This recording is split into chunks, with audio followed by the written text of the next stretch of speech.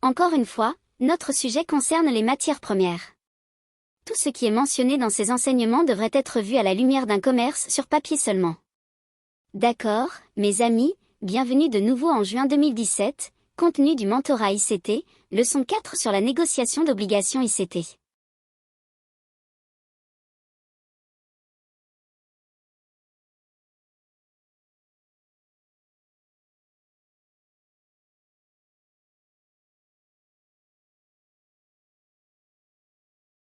D'accord, les journées de tendance, c'est ce que nous recherchons en tant que traders. Nous voulons de la volatilité, nous voulons du mouvement, nous voulons voir une activité d'expansion, de l'animation et des variations de prix, toutes ces choses qui favorisent un trading plus facile. Eh bien, avant de pouvoir les trouver, regardons certaines des caractéristiques. Évidemment, l'action des prix overnight peut être en tendance ou en range, ce n'est jamais un prélude aux nouvelles de la séance de New York. Nous nous attendons à une injection de volatilité. Le calendrier économique montrera des rapports américains à fort impact prévus pour 8h30, heure de New York.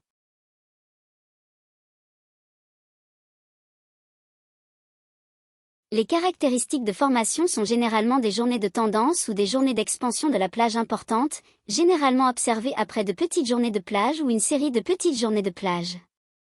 Elles sont dirigées par la matrice quotidienne PD et sont basées sur le flux de commandes et la recherche de liquidité. Alors, que suis-je en train de dire ici? Nous recherchons ce filtre de volatilité lorsque les plages deviennent étroites sur le graphique journalier.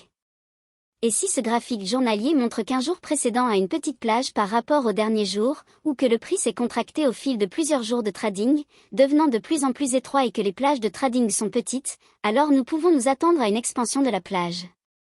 Et si vous couplez cela avec le fait, par exemple, que ces petites plages ont récemment été négociées vers une matrice de rabais et que le calendrier économique prévoit des rapports de nouvelles à fort impact à 8h30, nous nous attendons à une injection de volatilité.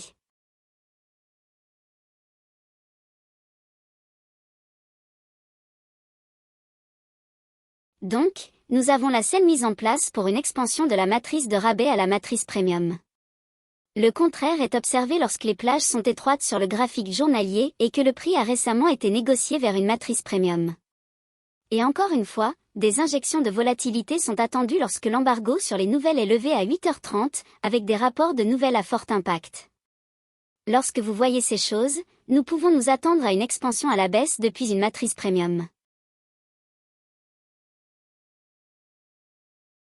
D'accord, nous allons jeter un coup d'œil sur le marché des obligations du Trésor, et je veux que vous vous concentriez sur ces points bas ici. Remarquez, alors que le prix descendait ici. Ce creux plus bas sur le marché des obligations du Trésor était un déclencheur, et nous allons examiner le catalyseur de ce mouvement qui a provoqué cette forte hausse des obligations du Trésor. Mais remarquez que lors de la même journée de trading pendant la séance de New York, l'euro-dollar a fortement augmenté, nous ne sommes pas restés dans de petites plages, nous avons explosé à la hausse. Il y avait beaucoup d'animation, beaucoup de mouvement et beaucoup d'énergie, et le précurseur de la libération de cette énergie était directement lié au marché des obligations du Trésor. Cela s'est produit le 14 juin 2017, et voici le calendrier économique de la séance de New York à 8h30.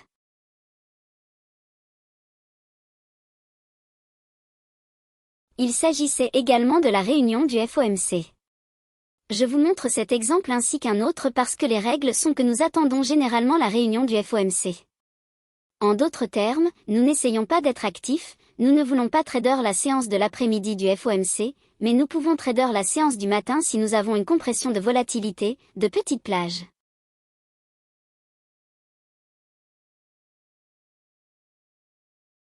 Nous savons que nous avons négocié à partir d'une matrice de rabais ou d'une matrice premium, donc nous savons qu'il y aura une expansion.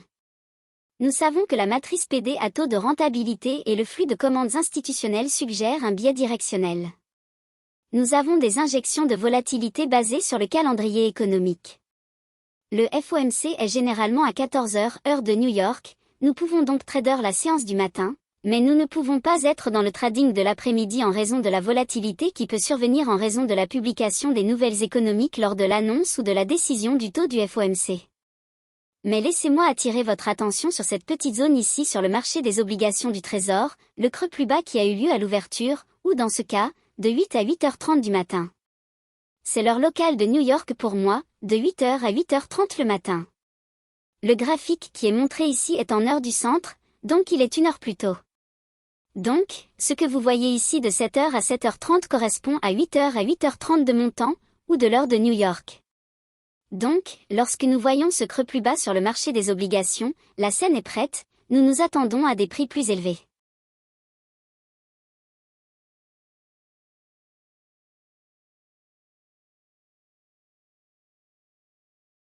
Je l'ai expliqué avant l'événement lors de la session en direct le 14e jour que nous nous attendions à une course d'ordre d'achat ou à une expansion depuis le côté haussier. Nous étions en position de rabais sur le graphique de 2 heures, et nous avions de nombreux événements d'actualité basés sur le dollar qui devaient avoir lieu lors du FOMC plus tard. Donc, nous devons nous concentrer principalement sur la séance du matin. Mais regardez les creux sur le marché des obligations du Trésor par rapport à ceux des notes à 10 ans. Remarquez qu'ils n'ont pas baissé davantage. C'est notre déclencheur, c'est là que nous voyons l'accumulation professionnelle, les acheteurs. Ils entrent en jeu de manière puissante, ils achètent massivement les instruments de dette parce que leur perspicacité est supérieure à la nôtre, et s'ils interviennent, souvenez-vous de la série Sniper, le déplacement causé par l'argent intelligent, ils ne provoquent pas de petits mouvements insignifiants lorsqu'ils interviennent. C'est perceptible comme vous pouvez le voir ici dans les prix. Vous pouvez observer la divergence entre le bond du Trésor à 10 ans et le bond du Trésor à 3 ans. Je n'ai pas besoin de montrer le bond du Trésor à 5 ans car nous l'avons fait pendant la session en direct le 14. En résumé, nous avons une libération d'énergie dans les prix où le prix n'est plus enchaîné, il n'est plus maintenu en consolidation ou en contraction, les prix sont autorisés à évoluer de manière dynamique en raison de la condition du marché obligataire.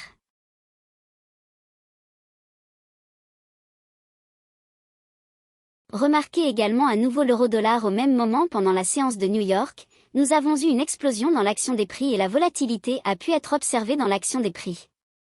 Prenons un autre jour, et maintenant nous allons examiner le 2 juin 2017. Voici le calendrier économique de la séance de New York, nous avions donc des nouvelles de premier plan liées au dollar. Vous pouvez voir l'euro-dollar ici, tandis que le bond du Trésor était autorisé à monter en flèche et à suivre une tendance haussière, une grosse journée explosive.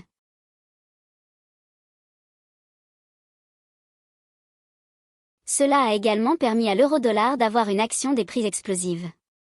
Encore une fois, je ne peux pas souligner suffisamment que lorsque vous recherchez des transactions, vous devez avoir le parrainage des marchés des taux d'intérêt, c'est pourquoi il est important de suivre le marché obligataire, d'examiner les bons du Trésor à 5 ans, à 10 ans et à 3 ans, et de faire votre analyse sur les graphiques à plus long terme, tout en vous concentrant principalement sur les graphiques journaliers, les graphiques de 4 heures et de 2 heures.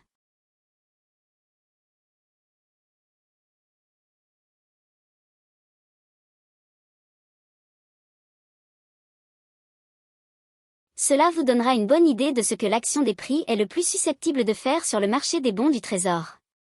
En les examinant et en comparant leurs mouvements lorsque vous êtes haussier sur les creux à l'approche de la fenêtre horaire de 8h à 8h30 du matin, heure de New York, lorsque vous voyez cette divergence et que la scène est prête pour une expansion, et que nous avons des injections de volatilité grâce au calendrier économique, nous saurons à l'avance que le prix sera autorisé à évoluer de manière dynamique sur d'autres classes d'actifs, et étant donné que nous sommes principalement des traders forex, nous utilisons cette perspicacité pour rechercher des opportunités. De gros écarts et de grands mouvements peuvent se produire sur le marché des changes. Encore une fois, le 2 juin 2017, l'euro-dollar a créé une belle opportunité lors de la séance de New York, avec beaucoup de volatilité. Nous examinons toujours le 2 juin, donc les critères sont toujours les mêmes en ce qui concerne le calendrier économique. En ce qui concerne le calendrier économique et le marché obligataire, l'AUD a également été autorisé à avoir une journée en tendance et à exploser à la hausse. Il y a donc eu beaucoup de mouvements dans l'AUD sur une base intraday, et tout cela est dû à un prélude sur le marché obligataire. Le 2 juin, je vais vous épargner l'idée d'aller examiner les creux, mais si vous allez sur barchart.com, vous pouvez littéralement rechercher les jours individuels par jour calendrier et charger NU17 et ZVU17 pour obtenir le bon du Trésor à 10 ans, à 5 ans et à 30 ans, respectivement, pour ce jour particulier du 2 juin 2017.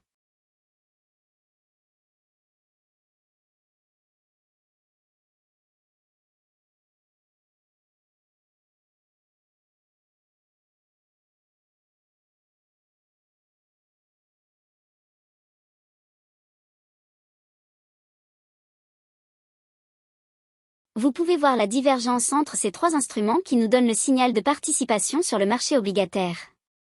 Lorsque le marché des taux d'intérêt démarre et est autorisé à bouger de manière énergique, cela favorise l'idée que toutes les autres classes d'actifs peuvent également bouger.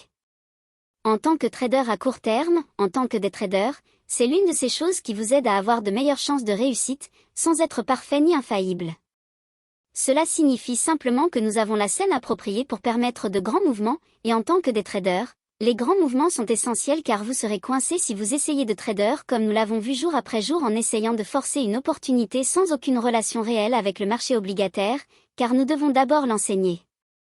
Lorsque cela n'est pas intégré et que nous essayons de trader tous les jours de bourse, vous pouvez voir que les résultats ne seront pas optimaux. Vous pourriez avoir de la chance et obtenir quelque chose en votre faveur de temps en temps, mais généralement, les pertes sur l'ensemble du mois à chaque jour de bourse essai de trader vous feront perdre les gros gains juteux.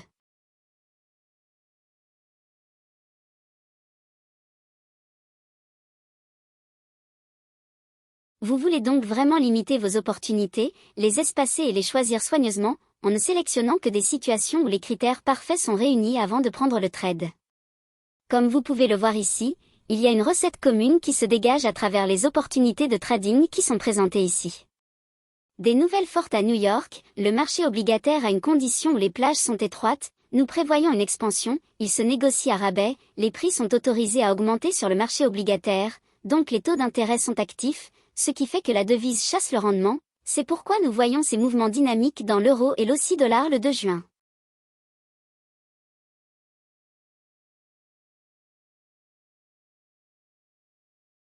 Autre exemple ici pour le 2 juin, le calendrier économique est le même, le graphique du marché obligataire est le même.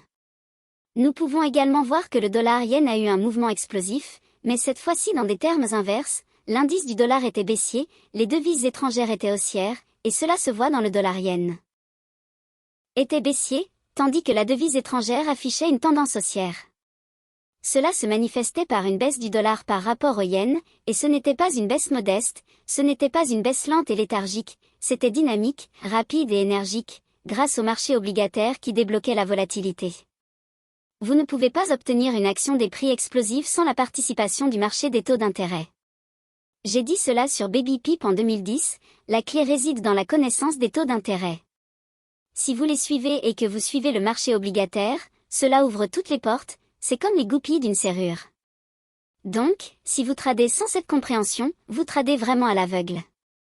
Vous attribuerez vos gains à vos compétences alors qu'ils sont en réalité basés sur la chance, car il est fort probable que le marché des taux d'intérêt vous ait aidé en coulisses et que vous ne le sachiez peut-être pas jusqu'à présent. Nous allons regarder un autre jour, le 18 avril 2017. Vous pouvez voir le calendrier économique pour la séance de New York à 8h30. Nous avions des permis de construction à fort impact liés au dollar. Le marché obligataire était également en position de rabais, autorisé à évoluer à partir de cette position de rabais, avec de petites plages sur le graphique journalier, et nous nous attendions à de grandes plages en raison de l'importante annonce à venir à New York. Les prix ont augmenté, créant une journée plutôt importante pour le marché obligataire. En conséquence, la livre britannique a également connu une journée incroyablement positive pendant la séance de New York, une forte hausse avec un énorme potentiel à la hausse, directement lié au marché obligataire. Une autre opportunité le même jour, le 18 avril 2017, le calendrier économique est le même, le graphique du marché obligataire est le même. Encore une fois, vous examineriez les creux à l'approche de 7 heures sur le graphique en barre, car cela correspondra à 8 heures à New York. Vous voudrez comparer les creux, car c'est là que vous verrez le déclencheur se produire entre un bond du trésor à 5 ans, un bond du trésor à 10 ans et une note à 30 ans. Lorsque cela se produit, ce signal d'achat vous donne des confirmations que votre mouvement d'expansion est sur le point de se produire, ce qui vous permet de voir le mouvement d'expansion se dérouler sur les autres devises étrangères. Accessoirement, comme nous voyons ici les exemples de rallye du marché obligataire, cela signifie que les taux d'intérêt diminuent. Par conséquent, cela exercera généralement une pression à la baisse sur le dollar américain, tandis que les devises étrangères chercheront un rendement plus élevé par rapport à cela. Ainsi, vous verrez des devises étrangères plus fortes lorsque les marchés obligataires sont en rallye, et l'indice du dollar tend généralement à baisser ou à se replier vers des niveaux de prix plus bas, comme cela a été le cas dans ces exemples, en particulier avec le dollar-yen, où nous avons vu des prix plus bas lors de la séance de New York.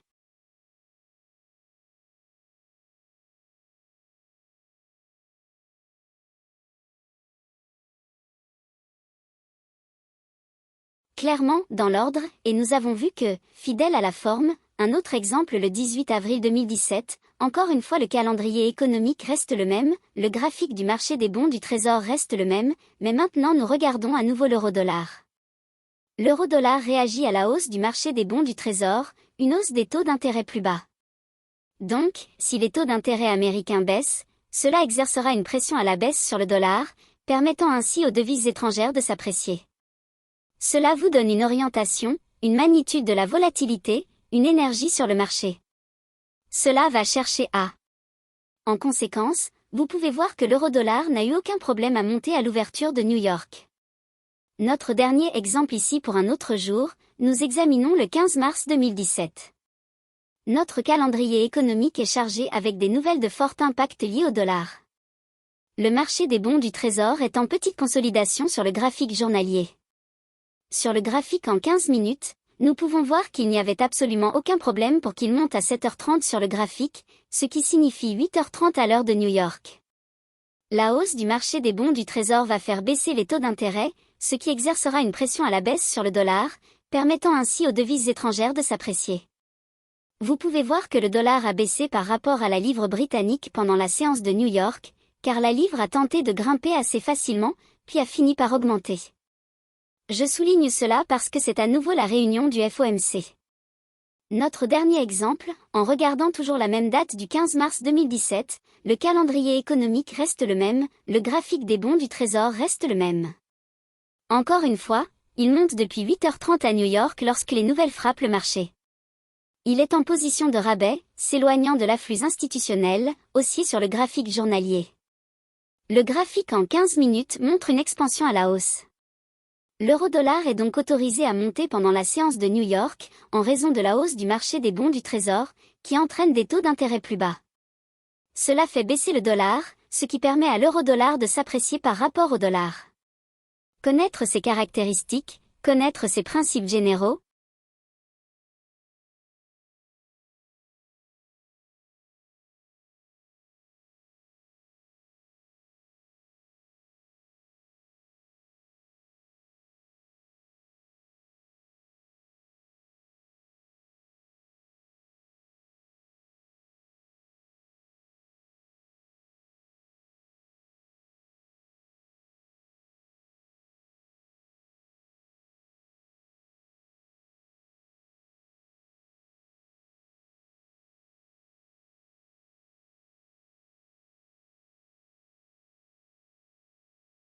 Il s'agit de l'action des prix et de la manière dont les taux d'intérêt déverrouillent les mouvements sur le marché. Si vous regardez comment le marché boursier est autorisé à fonctionner également, lorsque nous parlons d'actions, nous reviendrons également sur ce sujet la semaine prochaine lorsque nous parlerons du trading d'indices, du trading S&P la semaine prochaine lors de nos enseignements sur le trading de contrats à terme sur indice. Nous ferons également référence à ce phénomène. J'ai extrait quelques exemples que j'ai observés au cours des derniers mois qui se sont démarqués. Je veux que vous parcouriez le marché obligataire en regardant le bond du Trésor à 5 ans, à 10 ans et à 30 ans. Lorsque le marché bougeait librement, vous pouviez trouver des zones sur le graphique journalier du marché obligataire qui le faisaient, puis examiner ces journées individuellement sur barchart.com et observer la relation entre le déclencheur que nous recherchons, la divergence entre le bond du Trésor à 10 ans, à 5 ans et à 30 ans, et ce que nous avons observé en conséquence sur le marché des changes. Je ne vous ai donné qu'un échantillon, non seulement de ce qui s'est récemment passé au cours des dernières semaines, mais aussi depuis mars, il y a quelques exemples supplémentaires que vous pouvez étudier. J'ai choisi des exemples sur lesquels vous pouvez vraiment vous concentrer. Évidemment, il y aura des moments où le marché obligataire pourrait baisser. J'ai gardé ces exemples pour que vous puissiez les examiner en tant qu'étude comparative, lorsque le marché obligataire est susceptible de baisser de manière agressive ou de connaître une baisse de l'expansion à partir d'une position de prime sur le graphique journalier. Vous verrez le contraire, où le marché obligataire est en baisse, ce qui signifie que les taux d'intérêt augmentent, ce qui va entraîner une hausse du dollar et une baisse des devises étrangères. C'est donc votre devoir pour l'avenir, et partager certaines de vos observations sur le forum pour les rendre disponibles à d'autres membres. J'attends avec impatience que vous me donniez des retours positifs, car je vous promets que si vous examinez les marchés à la recherche de scénarios où le marché obligataire est sur le point de connaître un mouvement fortement directionnel, et lorsque les plages ont été étroites, c'est une opportunité évidente pour des mouvements de prix importants. Jusqu'à la prochaine leçon, je vous souhaite bonne chance et bon trading.